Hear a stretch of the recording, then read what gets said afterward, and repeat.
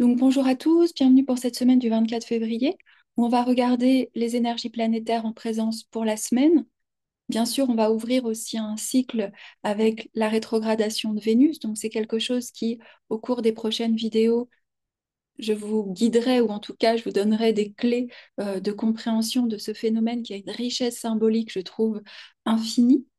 Aussi, comme toujours, une petite précision, hein, moi je vous l'ai déjà expliqué, je tire certains fils en lien avec les images archétypales que proposent les planètes, les mythes qu'on peut y associer. Donc, il n'y a pas forcément de vocation à être exhaustive, hein, c'est-à-dire que je n'ai pas la prétention d'épuiser le contenu symbolique de cette richesse des configurations astrales ou des configurations célestes. Donc, je vous invite à chaque fois à tirer le fil qui vous parle et qui va résonner aussi forcément en lien avec votre propre thème ou votre propre sensibilité. Mais avant de regarder la rétrogradation de Vénus, là pour le coup, on commence la semaine dans la nuit de dimanche à lundi pour la France, donc 23-24 février, on a la sortie de rétrogradation de la planète Mars.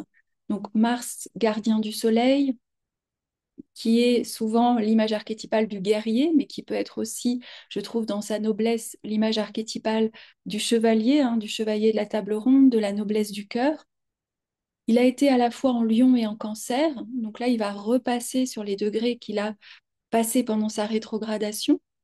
La tradition hellénistique nous disait souvent que les planètes qui étaient rétrogrades, c'était comme si vous tombiez malade au moment du début de la rétrogradation, puis qu'au point où il y a la conjonction avec le Soleil qui s'appelle le Casimi, vous aviez un sursaut, c'est-à-dire vous croyez être guéri, et puis après, il y a toute la convalescence. Donc là, on pourrait dire que Mars sort de convalescence. Alors forcément, dans le lien, j'allais dire, à l'astrologie moderne, on voit les phases de rétrogradation des planètes comme étant des phases d'intériorisation, de comprendre l'énergie archétypale différemment. Et c'est pas rien avec Mars, vu que c'est une planète qui en effet a la réputation d'être maléfique. Alors pour la tradition, pourquoi? Parce qu'elle est chaude et elle est à caractère inflammatoire, donc elle va réveiller chez nous la colère, la rage, la violence, l'arrogance, l'égoïsme, et j'en passe, hein. Donc je pense que c'est des choses qu'on voit comme symptômes aussi de notre société. Et en cancer, Mars en cancer n'est pas à l'aise en cancer. Pourquoi? Parce que pareil, si on prend le système ancien de ce qu'on appelle les dignités essentielles, c'est-à-dire quelles sont les conditions intrinsèques aux planètes, Mars en cancer est ce qu'on appelle en chute. Hein. Il est exalté en Capricorne, donc dans le domicile céleste en face, il est en chute, c'est-à-dire qu'il n'est pas à l'aise. Pourquoi il n'est pas à l'aise? Parce que, je vous l'ai dit à plusieurs reprises, il est en territoire lunaire. Hein. Le cancer est le domicile céleste de la Lune. Et il y a deux principes ici qui s'affrontent, c'est-à-dire que la Lune, qui est censée être celle qui nous protège, qui nous reçoit, alors quand on a une Lune, bien sûr, dans notre thème de naissance, qui est dans des conditions célestes favorables, on va dire. Et Mars va être le principe d'individuation, hein.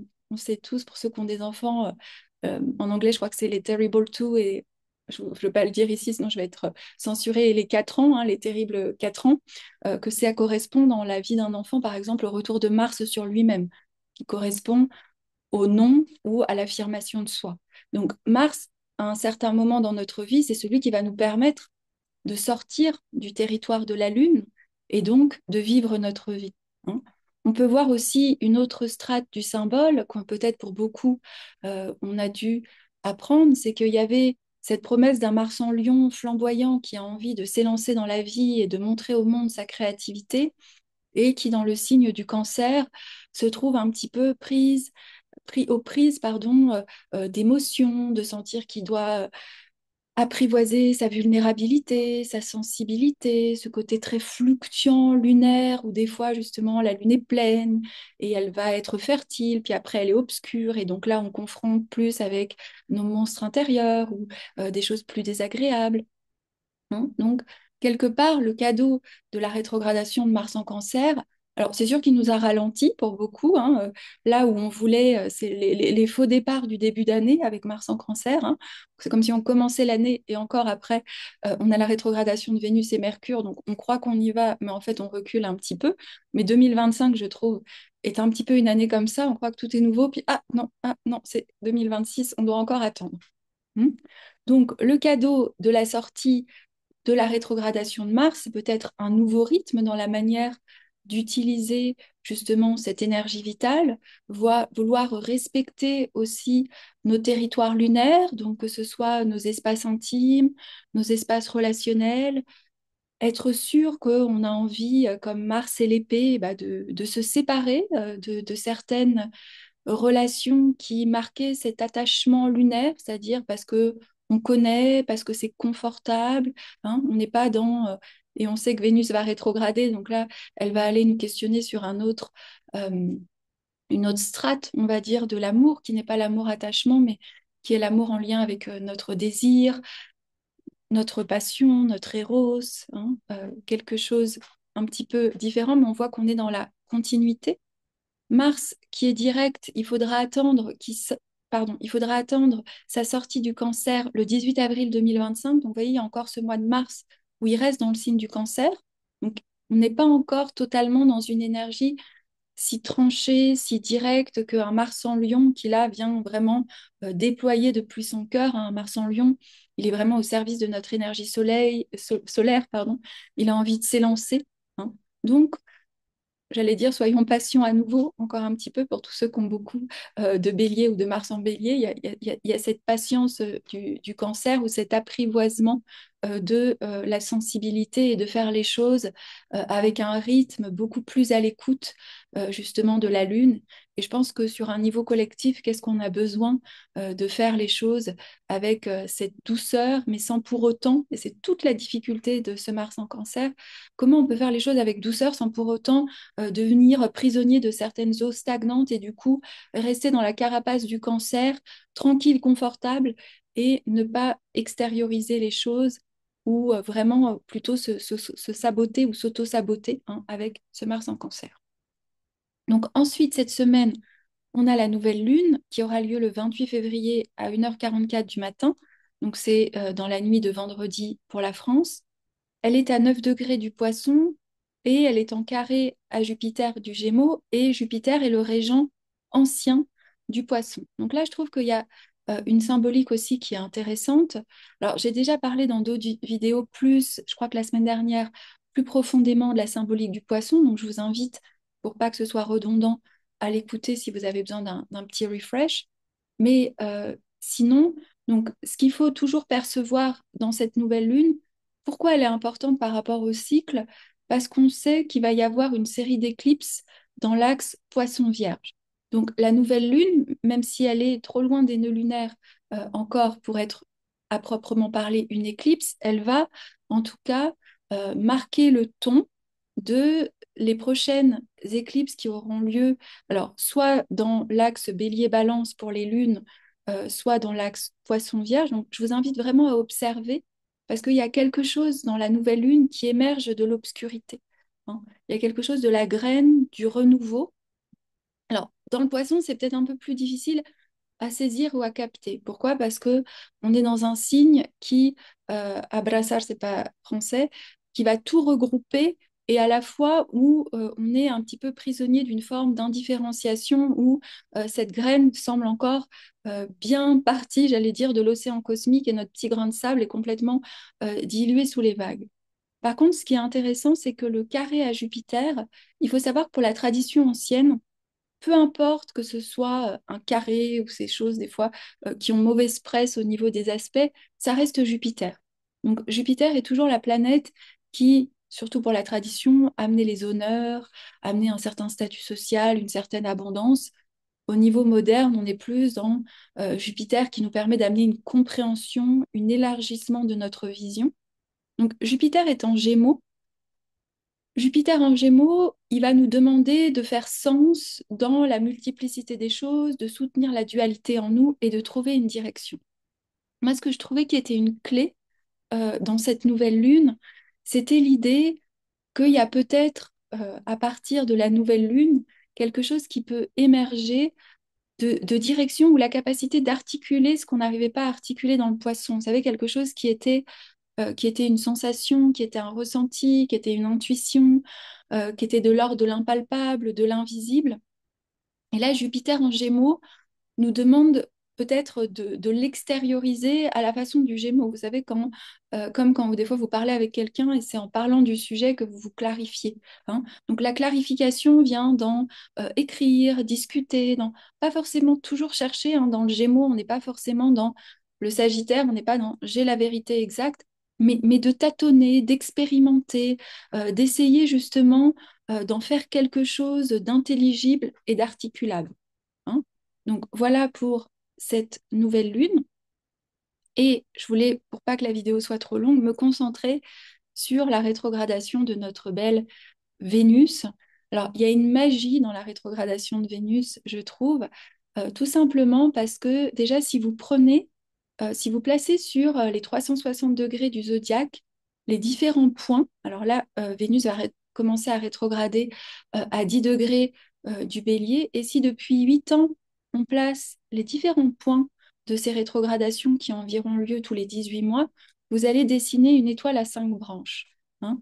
Donc, Vénus était aimée des anciens parce qu'il devait être au fait de cette géométrie du ciel, c'est qu'elle vient refléter la beauté et l'harmonie. Ils aimaient par contre un peu moins Mercure rétrograde. Pourquoi? Parce que il y avait pas, même dans sa rétrogradation, il y avait un côté un peu chaotique et il ne dessinait pas un ordre, hein. Vous savez que le cosmos, l'ordre, la beauté sont toutes des notions liées au niveau étymologique. Donc il y avait vraiment quelque chose qui était de l'ordre de la beauté. Donc, aussi, forcément, s'il y a ce lien entre toutes les rétrogradations de Vénus, vous pouvez essayer de vous rappeler en juillet 2023 où Vénus a rétrogradé en Lion, hein, entre juillet et août. Elle est sortie début septembre de sa rétrogradation. Alors là, on avait beaucoup expérimenté collectivement cette notion parfois qui est maintenant très utilisée de souveraineté, hein. Comment Vénus en Lion s'assoit sur son trône, hein, et comment elle doit aussi se dépouiller de ses de ses fausses couronnes, de ses faux égaux, ses faux apparats, hein.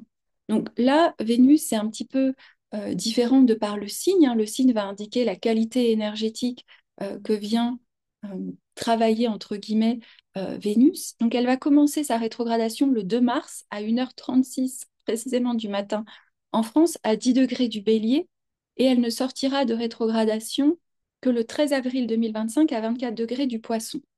Donc, la première chose que je vous invite à faire, pour ceux qui ont un peu plus de connaissances dans le thème, c'est de regarder où se situent les 10 degrés du Bélier jusqu'aux 24 degrés du Poisson. Vous pouvez essayer de repérer si vous n'avez pas des planètes qui se passent là, ça veut dire que Vénus va les rencontrer. Et ensuite, ce que vous pouvez faire, c'est regarder la maison, hein. La maison, en astrologie, va vous indiquer le domaine d'expérience, en gros, où ça va se passer, où Vénus va venir vous faire réviser certaines choses, vous dépouiller, on le verra, se rendre compte peut-être en bélier, là où elle doit déposer certaines armes, en poisson, où elle doit déposer certaines illusions. Enfin, en tout cas, c'est le fil que j'avais envie de tirer avec vous, hein. Donc, pour certains, si par exemple elle est en maison 7, ça va être vraiment sur le relationnel. Si sur d'autres, c'est en maison 2, ça va être sur nos valeurs, nos possessions. En maison 3, sur notre façon de communiquer.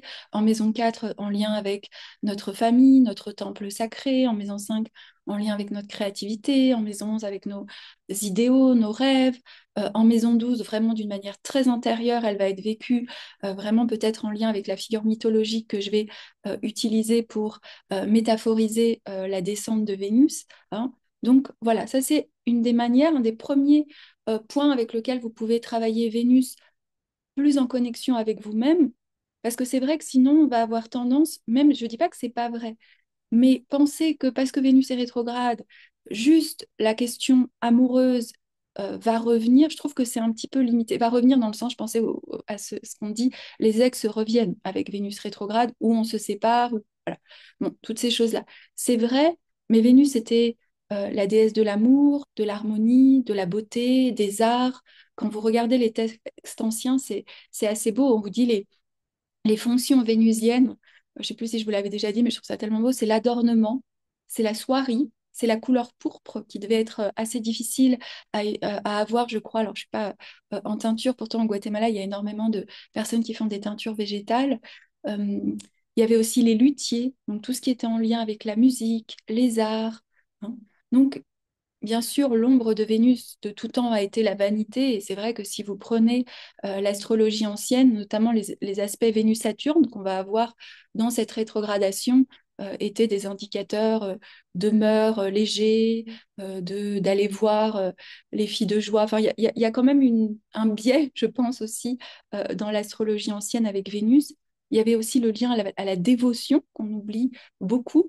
Vénus était celle, et je trouve que c'est intéressant parce qu'elle va aussi rétrograder dans le signe du Poisson, qui allait nous inspirer quelque part bah, la foi et la dévotion religieuse.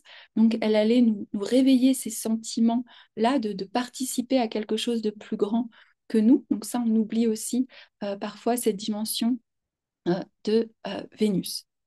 Donc, moi, peut-être le mythe qu'on utilise le plus, que j'avais beaucoup utilisé, et je vous invite, si vous voulez, à réécouter un atelier que j'avais donné gratuitement, qui est sur la plateforme Podia.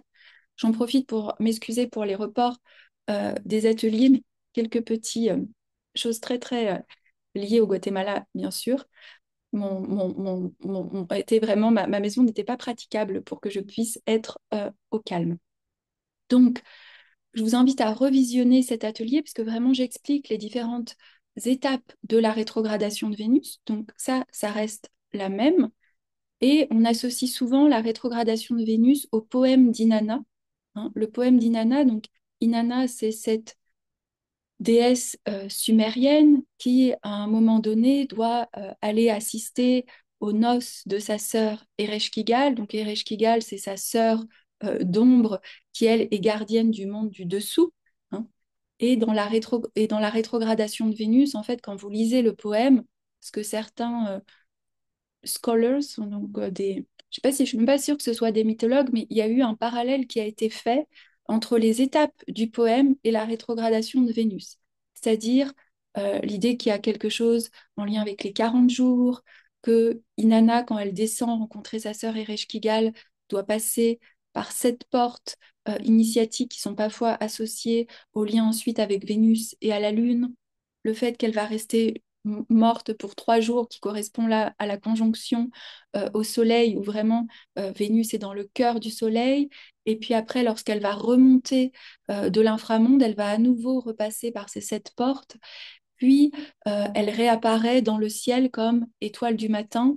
Et Inanna, lorsqu'elle sort du monde du dessous, elle a repris de la force. Elle est en effet la déesse plus guerrière, alors que Inanna, avant sa descente dans le monde du dessous, donc avant, c'est-à-dire le point où on en est maintenant, hein, puisque Vénus est stationnaire. Vénus est étoile du soir, donc on disait qu'elle inspirait le love-making, donc elle inspirait l'amour, hein. Elle vient être beaucoup plus en lien avec ce qu'on connaît de Vénus, alors que Vénus étoile du matin, lorsqu'elle va renaître après la rétrogradation, annonce la guerre. Malheureusement, en 2023, c'est aussi ce qu'on a vu avec ce qui s'est passé au Moyen-Orient, puisque ça correspond quand Vénus est redevenue étoile du matin, où il y a eu, je ne me rappelle plus, début octobre, cet événement un petit peu affreux, et on sait les conséquences que ça a eu. Donc, la symbolique avec le mythe d'Inanna, c'est l'idée aussi que Vénus va se dépouiller de quelque chose. Lorsqu'elle commence sa descente, elle va laisser à chaque fois un attribut qui peut être un bijou ou un habit, hein. Donc, c'est intéressant, je trouve, parce que je me disais, tiens, Vénus, elle va descendre en bélier, elle va rencontrer le soleil lorsqu'elle est en bélier, je crois que c'est le 22 ou le 23 mars, où il y a son Cassimi, et je m'interrogeais sur qu'est-ce qu'on peut laisser, j'allais dire, dans le signe du bélier. Alors, il faut savoir que Vénus en bélier, j'ai aussi fait une vidéo, je vous invite à la regarder. Je crois que je ne sais plus comment elle est intitulée, mais vous regardez avec Vénus en bélier. Elle est dans le domaine de Mars. Donc là, on est dans une Vénus qui, pour la tradition, en termes de dignité essentielle, n'est pas dans une condition céleste favorable. Pourquoi? Parce qu'elle est en exil. C'est-à-dire que on a Vénus normalement qui est chez elle en balance, et quand elle est en bélier, elle est en face. Donc elle est en territoire de Mars, hein. Une Vénus en bélier va évoquer en nous l'aspect Artémis ou l'aspect Amazone, hein. Donc l'image archétypale de Vénus liée aux Amazones, C'est aussi qu'on peut lier parfois à Pallas Athéna quand on place l'astéroïde dans le thème, puisque les astéroïdes, c'est une manière de regarder Vénus un petit peu comme différents rayons, hein, mais Vénus reste toujours le centre et le cœur de cette énergie créative, sexuelle, érotique. Hein. Et c'est vrai qu'il y a quelque chose, si on prend le symbolisme, notamment lié aux Amazones, Pallas Athéna, même si Athéna n'est pas forcément à proprement parler une Amazone, même si certains de ses origines la font naître, je crois, sur le lac Triton, qui était le lac des Amazones. Hein, mais vous savez que il y a énormément de choses en lien avec les Amazones, mais il y avait cette haine parfois des hommes, il y avait ce sacrifier, je ne sais jamais lequel, saint pour pouvoir être plus performante. Il y a cette idée aussi d'avoir des armes, hein, et en tout cas, Pallas Athéna, sur son cœur, a un bouclier avec la tête de la Gorgone. Hein, donc cette idée d'être en domicile de Mars et quelque part d'apprivoiser Mars, mais aussi de s'y modeler, hein, donc être efficace, être performante, être indépendante, vouloir à tout prix réussir, quitte à s'épuiser. Hein. Donc, il y a aussi une beauté, je trouve, par contre, dans Vénus en bélier. Hein. Donc, pour certaines, Vénus, ou certains, pardon, je voulais pas forcément genrer, Vénus en bélier, ça va être l'occasion de voir où est-ce qu'on doit déposer certaines armes, où est-ce qu'on défend trop notre territoire vénusien et qu'on ne supporte pas justement sa vulnérabilité, même si aussi, et ça c'est ce que j'avais voulu montrer en associant aussi Artémis à Vénus en bélier, je pense qu'il y a aussi cette idée de protéger un territoire farouche, sauvage, indompté, incivilisé, un espace en nous qui n'est pas dompté justement par les codes vénusiens extérieurs, les idées ou les représentations de comment doivent se vivre la beauté, l'amour et l'harmonie. Hein. Donc, on va aller, j'allais dire, se dépouiller toutes les figures mythologiques qui peuvent vous inspirer ou vous relier pour la rétrogradation de Vénus, ce sont ces déesses ou même pas ces déesses ou comme Psyché. Hein. Moi, je me disais, je ne sais pas pourquoi j'ai cette idée que cette année, une des figures qui peut nous guider pour comprendre la descente de Vénus, c'est Psyché. Alors, j'ai placé l'astéroïde Psyché. Il y a un astéroïde Psyché que vous pouvez placer sur astro.com qui est l'astéroïde numéro 16. Et comme par hasard, Vénus rétrograde va être tout au long de sa rétrogradation conjointe de près ou de loin. En tout cas, l'astéroïde Psyché va être dans, j'allais dire, les mêmes degrés et parfois très proches, notamment au moment où Mercure rejoint dans cette conjonction dans la danse, elle est vraiment présente. Et je trouvais ça intéressant parce que il y a plusieurs versions. Hein. Il y a une version platonicienne de lire le mythe de Psyché en voyant les quatre épreuves comme étant liées aux quatre éléments. Il y a la version aussi du mythe de Psyché que j'aime beaucoup pour le passage de Vénus dans le bélier et du poisson, c'est-à-dire comment elle va sortir des voiles poissons de l'indifférenciation. Hein. Il faut savoir que Vénus est passée en poisson, elle allait en bélier, elle revient, puis elle va repasser. Donc on est vraiment, je trouve, dans euh, le poisson où il y a cette sorte de participation mystique de Vénus qui est exaltée et qui va être parfois sous le joug des illusions amoureuses, de la promesse d'une rédemption ou d'un sauvetage extérieur. Hein. Elle peut aussi être parfois dans une position de victime, là au contraire, une Vénus de Bélier va détester d'être une victime, entre guillemets, des méandres de l'amour ou des méandres amoureux ou de l'autre, et elle va justement se protéger de retomber à nouveau dans les filets de la passion, dans les illusions. Hein. Et tout, justement, je vous invite à lire. Alors, il y a plusieurs versions. La plus célèbre, c'est celle d'Apulée.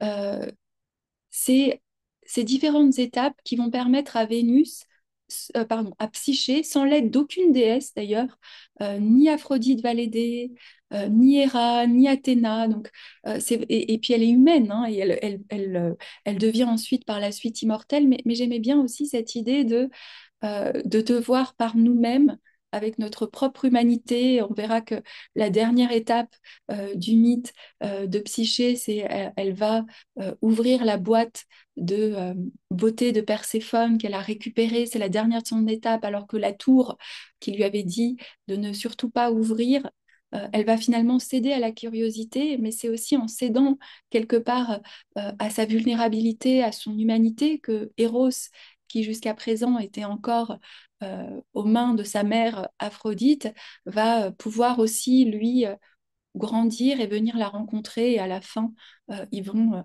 s'aimer et Psyché va être euh, mise au rang d'immortelle. Et tout le travail, alors je vous laisse lire le mythe parce que souvent c'est assez beau de s'en imprégner seul et ça parle à d'autres espaces de notre psychisme. Mais il y a plusieurs choses qu'on peut retenir. Ça va être le défi dans la première étape de Psyché où elle doit trier les graines, de mettre du discernement, hein. Donc ça, c'est le discernement du logos. Et je trouve que c'est intéressant parce que non seulement on va avoir Vénus rétrograde, mais au mois de mars, on va avoir aussi Mercure. Donc on va avoir une conjonction exacte entre Vénus et Mercure rétrograde le 11 mars, hein. Donc là, on a vraiment l'aide de Mercure qui peut nous aider, hein, même si des fois il nous joue des tours dans notre logique. Il peut mettre du logos là où des fois la participation mystique, érotique nous floute un petit peu. Il y a aussi une deuxième étape où elle va maîtriser la toison d'or, donc certaines forces des héros solaires. Donc c'est intéressant parce que le bélier, c'est le signe de l'exaltation du soleil. Donc c'est comment aussi elle, on pourrait dire, elle apprivoise cette force-là sans pour autant devenir, j'allais dire, comme peut-être pourrait être l'ombre d'une Vénus en bélier, toujours alors là je caricature un peu, je m'excuse pour ceux qui ont Vénus en bélier, hein, mais plus dans la défensive ou justement dans quelque chose où elle se coupe aussi d'un aspect vénusien de plaisir, de désir, de réceptivité, d'une énergie très magnétique. Hmm. Vous avez une autre étape où elle doit récupérer les eaux du Styx. Les eaux du Styx, c'est les eaux du monde du dessous. Et ça, je trouve que c'est intéressant parce que à un moment donné, Vénus va se passer en poisson et on pourrait voir aussi le poisson comme étant le réservoir, vous savez, de toutes les histoires tragiques de l'humanité, de Roméo et Juliette à Tristan et Iseut. Et comme des fois, ça imprègne aussi notre inconscient collectif. Et comment, quelque part, il n'y a pas aussi ce défi de passer du poisson ou de passer du bélier, de sortir de toutes ces mémoires aussi de l'amour, de l'amour romantique, de l'impossibilité de l'amour, de la quête de l'âme sœur, enfin voilà, d'arriver vraiment en psyché, sujet individuel, bah, peut-être de tracer sa propre route dans tout ce flot indifférencié de qu'est-ce qu'est la relation, comment je dois la vivre, et de ne pas réactiver sans cesse des mémoires personnelles aussi qui peuvent être nos blessures, hein. N'oublions pas aussi que la rétrogradation de Vénus peut être un endroit où justement ces mémoires relationnelles en lien avec l'amour, ces empêchements d'être un sujet qui se sent pleinement, comme on pourrait dire, conscient dans sa façon de vivre ses relations et plutôt avoir l'impression de toujours se relier à des brèches inconscientes qui sont réactivées par l'autre et du coup, c'est deux inconscients, des blessures qui se rencontrent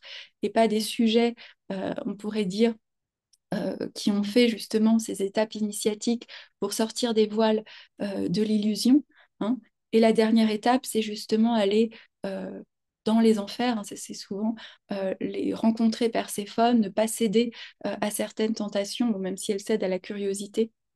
Et donc là, il y a une symbolique qui est très proche de Inanna qui rencontre Ereshkigal. Donc la rétrogradation de Vénus peut aussi nous permettre de rencontrer notre sœur de l'ombre, on va dire, celle qui des fois nous ronge de l'intérieur, celle qui a peur, celle qui est angoissée. Et d'ailleurs, quelque chose qui est très beau dans le mythe d'Inanna, c'est qu'il y a quand Inanna qui ne veut pas, il y a une question de rivalité entre sœurs et du coup, je ne sais pas si Nana est pendue, je me souviens plus exactement, mais elle avait prévu le coup en disant si je ne reviens pas sur le monde du dessous, il y avait deux petits êtres qui ont été envoyés et qui arrivent à s'infiltrer dans le monde des enfers et à passer inaperçus. Et c'est eux qui vont réussir à libérer Inanna. Pourquoi? Parce qu'ils ont de la compassion avec Ereshkigal. Donc Ereshkigal, hein, la sœur de l'ombre, ils vont dialoguer avec elle, ils vont l'écouter dans ses plaintes. Donc je trouve ça aussi intéressant, c'est avec la partie de Vénus en Poisson, comment on peut écouter des fois notre désarroi, notre tragédie romantico-amoureuse, comment on peut avoir de la compassion avec elle et quand même ressurgir en étoile du matin, libre justement de ses mémoires, en ayant intégré notre force solaire tout en restant très connecté à quand même ces valeurs de beauté, d'harmonie, d'amour, d'éros, de Vénus. Et je terminerai aussi pour vous inviter. Je vais partir en France d'ici 2 semaines et avec Aurore Widmer, on organise une retraite sur les constellations archétypales, notamment sur le biais du féminin qui s'appelle Souveraine. Il reste encore quelques places et c'est une des rares occasions aussi de se rencontrer au-delà des écrans. Donc je vous mets les détails dessous si vous voulez nous rejoindre. Et je vous souhaite à tous une belle semaine.